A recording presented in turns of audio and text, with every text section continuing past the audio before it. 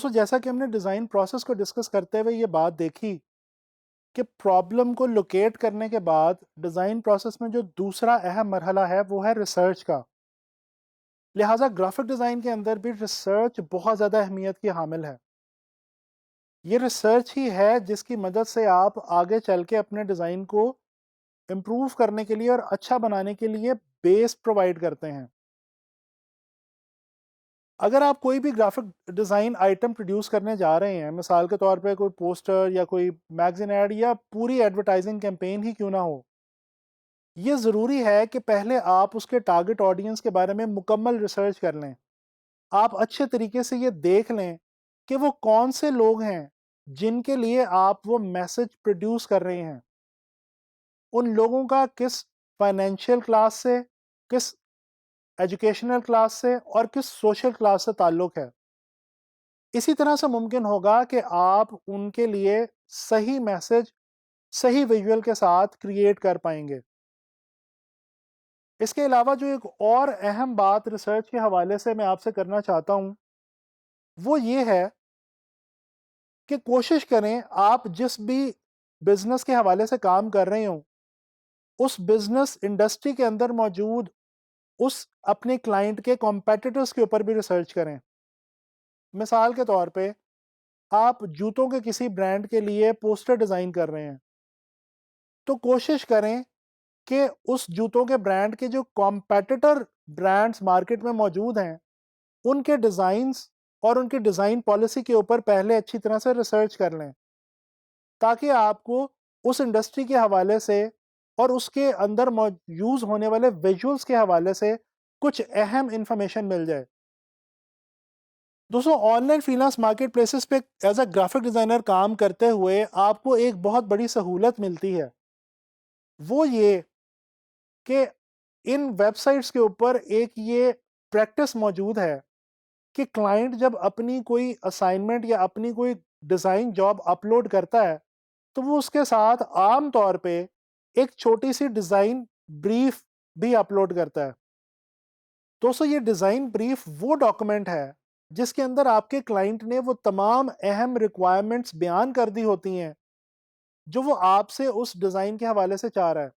لہٰذا کوشش کریں کہ اس ڈیزائن بریف والے ڈاکومنٹ کو یا اس پورشن کو بہت احتیاط کے ساتھ اور بہت تسلی سے پڑھ لیں اور سمجھ لیں تاکہ آپ جو ڈیزائن بنائیں وہ آپ کے کلائنٹ کی اور آپ کے ٹارگٹ آڈینس کی ریکوائرمنٹ کے عین مطابق ہو. دوستو ڈیزائن کے اندر ریسرچ کے بعد جو ایک تیسرا مرحلہ آتا ہے وہ ہم پہلے بھی ڈسکس کر چکے ہیں، وہ ہے آئیڈیا کریٹ کرنا یا کانسیپٹ ڈیولپ کرنا. دوستو آئیڈیا ایک ایسی چیز ہے جو ہمارے ڈیزائن کی بیس ہے. ہم سب سے پہلے ایک رف آئیڈیا سوچتے ہیں اور یہاں پہ یہ بھی آپ کو پتا ہونا چاہیے کہ کوئی بھی آئیڈیا شروع کے اندر مکمل نہیں ہوتا. شروع میں جب آپ کسی بھی ڈیزائن کے بارے میں سوچنا شروع کریں گے تو سب سے پہلے آپ کے مائنڈ میں اس کو لے کے صرف ایک رف سا آئیڈیا آئے گا. اس کے بعد آپ اس رف آئیڈیا کے اوپر ورکنگ کرنا شروع کریں گے اور جیسے جیسے آپ اس کے اوپر ورکنگ کرتے جائیں گے وہ آئیڈیا ایک جامع مکمل کانسیپٹ کی شکل اختیار کرتا جائے گا اور یہی کانسیپٹ آپ کے ڈیزائن کے اندر تبدیل ہوگا.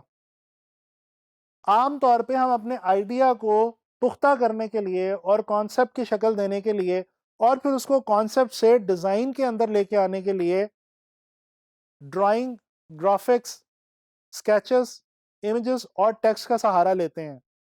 جیسے جیسے ہم اس کے اندر ٹیکسٹ اور گرافکس ایڈ کرتے جاتے ہیں ویسے ویسے ہمارا آئیڈیا جو ہے وہ میچور ہوتا چلا جاتا ہے.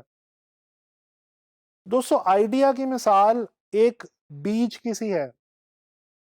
جیسے جب کوئی درخت اگانا مقصود ہو تو پہلے ایک بیج بویا جاتا ہے اور اس کو ہوا اور پانی کی مدد سے درخت بننے کے اندر مدد دی جاتی ہے. بالکل اسی طرح سے جو آئیڈیا ہے وہ بیج ہے اور ہم اپنے خیالات، اپنے تھاٹ پروسیس اور اپنے ڈیولپمنٹ پروسیس کی مدد سے اس آئیڈیا کو پہلے ایک کانسیپٹ اور پھر ایک کانسیپٹ سے ایک ڈیزائن کے اندر تبدیل کر دیتے ہیں. دوستوں ایک اور چھوٹا سا پروسیس ہے جو کہ گرافک ڈیزائنر کو بہت زیادہ ہیلپ کرتا ہے، وہ ہے برین سٹارمنگ۔ برین سٹارمنگ کیا چیز ہے؟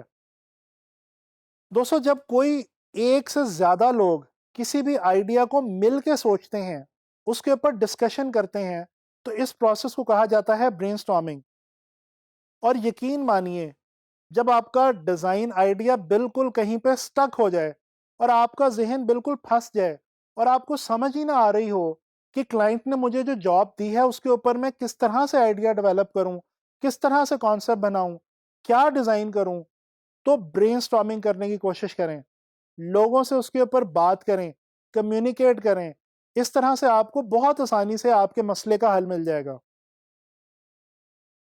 دوستوں ہم اپنے ڈیزائنز کے اندر جو ورڈز یوز کرتے ہیں ٹیکسٹ کی فارم میں، ویژول کی فارم میں، اور اپنے امیجز کے ساتھ ان کو ایز اے سپورٹیو ایلیمنٹ لے کر چلتے ہیں، تاکہ ہمارا جو بھی poster, magazine ad, website یا جو بھی چیز ہم ڈیزائن کر رہے ہیں وہ اپنے میسج کو پراپر طریقے سے کمیونیکیٹ کر پائے۔ یہ جو ٹیکسٹ ہے یہ کون لکھتا ہے؟ دوستوں کاپی رائٹرز ہمارے لیے اس ٹیکسٹ کو لکھتے ہیں۔ کاپی رائٹنگ ایک ایسا عمل ہے جس کی مدد سے یہ جو ایڈورٹائزنگ مٹیریل کے حوالے سے یا کسی بھی میسج کو کنوے کرنے کے حوالے سے جو الفاظ ضروری ہوتے ہیں یا جن الفاظ کی ضرورت ہوتی ہے وہ الفاظ سوچے جاتے ہیں اور لکھے جاتے ہیں۔ آپ کو بالکل بھی کاپی رائٹر بننے کی ضرورت نہیں ہے۔ ہاں یہ ضرور ہے کہ سم ٹائمز اگر آپ اپنے ڈیزائن میں پھنس گئے ہیں تو آپ کوشش کریں کہ اس ٹاپک کے حوالے سے، اس کمپنی، برانڈ، پروڈکٹ یا سروس کے حوالے سے جس پہ آپ کام کر رہے ہیں کوئی جملہ تلاش کرنے کی کوشش کریں۔ یاد رکھیں وہ سلوگن یا وہ جملہ آپ کو اپنے ڈیزائن پہ ویژول کریٹ کرنے میں بہت مدد دے گا۔ دوستو دنیا کے مشہور برانڈز اور کمپنیز کے بہت مشہور سلوگنز ہوا کرتے ہیں۔ سلوگن کا ویسے لفظی مطلب تو ایک نعرہ ہے، لیکن جب ہم ایڈورٹائزنگ اور گرافک ڈیزائن کے حوالے سے سلوگن کی بات کرتے ہیں تو سلوگن بیسیکلی وہ ٹیگ لائن ہوتی ہے جو کسی بھی برانڈ، پروڈکٹ یا سروس کو ریپرزینٹ کرتی ہے الفاظ کی صورت میں، جیسے کہ تھنک ڈن ایک کورئر کمپنی کا، مشہور کورئر کمپنی کا سلوگن ہے۔ اسی طرح سے جسٹ ڈو اٹ جوتے بنانے والی ایک بہت مشہور زمانہ برانڈ کا سلوگن ہے۔ تو یہ جو سلوگنز ہوا کرتے ہیں یہ بھی ہمیں سم ٹائمز مدد دیتے ہیں ڈیزائن پروسیس کو آگے لے کے چلنے کے لیے۔ آخر میں آپ کو دو ایسی ٹپس دینا چاہتا ہوں جو اس ساری ریسرچ اور کانسیپٹ والی جو بات ہے اس کو کمپائل کریں گے اور آپ کو بہت مدد دیں گے گرافک ڈیزائن کے اندر۔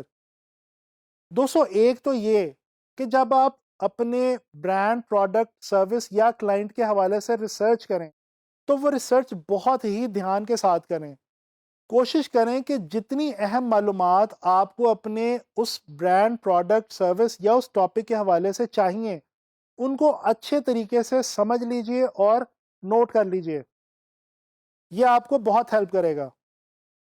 دوستو دوسری ٹپ یہ ہے کہ آپ ڈیزائن بناتے ہوئے اپنے آپ کو اپنے کسٹمر، اپنے ٹارگٹ آڈینس کے جوتوں میں رکھ کے دیکھیں، یعنی کہ اپنے ڈیزائن میں وہ اس طرح کا آئیڈیا کریٹ کرنے کی کوشش کریں اور وہ ڈیزائن ایلیمنٹس یوز کرنے کی کوشش کریں جن سے آپ کا کلائنٹ یا آپ کا ٹارگٹ آڈینس ریلیٹ کر سکے۔